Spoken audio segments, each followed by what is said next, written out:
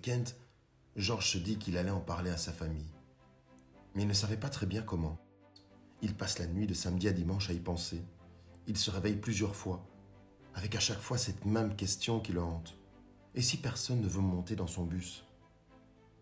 Mais il se lance. Et au petit déjeuner, lorsque tout le monde est prêt à quitter la table, il lance timidement « J'aimerais bien vous parler à tous ». C'était tellement timidement que son père ne l'a même pas entendu. C'est sa maman qui doit aller le rechercher. « Ton fils veut nous parler ». Et aussi bizarre que cela puisse paraître, son histoire de bus, de l'énergie et de cette conductrice hors du commun passionne ses parents. C'est sa sœur qui semble ne pas vouloir monter à bord. Elle l'exprime d'ailleurs. « C'est sans moi ton histoire de bus magique ». Elle quitte la table et claque la porte, laissant le reste de la famille sans voix. Ils se regardent, mais ne disent rien. Le lundi dans le bus, Joy lui posa rapidement la question. « Alors, comment s'est passé ton week-end, Georges? Tu as réussi à faire monter les membres de ta famille dans ton bus ?» Georges mit un peu de temps à répondre. Il était dans ses pensées.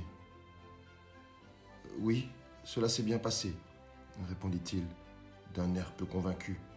« Par contre, j'ai un ami dans mon équipe de basket, » ajouta-t-il, « avec qui j'ai voulu partager ce que je vivais pour le moment, et il m'a répondu qu'il n'en avait rien à faire. C'est vrai que l'on s'était surtout rapproché du fait que nous avions des problèmes identiques, mais je croyais que j'allais pouvoir l'amener dans le bus. » Pour la première fois, depuis le début des leçons de Joy, Georges était un peu abattu. Cela se lisait sur son visage.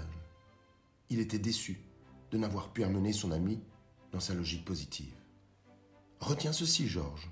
Tu n'arriveras pas toujours à amener toutes les personnes qui t'entourent dans un état d'esprit positif. Que dois-je faire alors? Demanda Georges. Cela dépend. Si c'est quelqu'un de proche de toi et que tu l'apprécies beaucoup, il faut insister et trouver la bonne clé pour ouvrir la porte et le faire monter dans ton bus.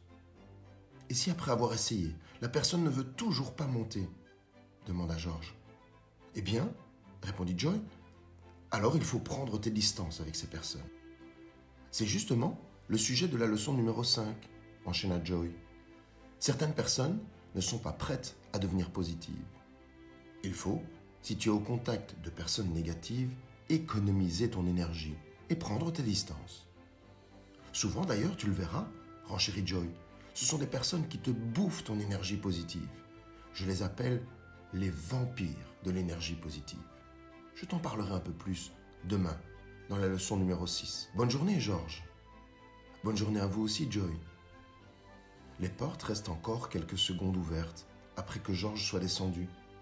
Et Joy lui crie « Hé, Georges, n'oublie pas, choisis bien tes amis !»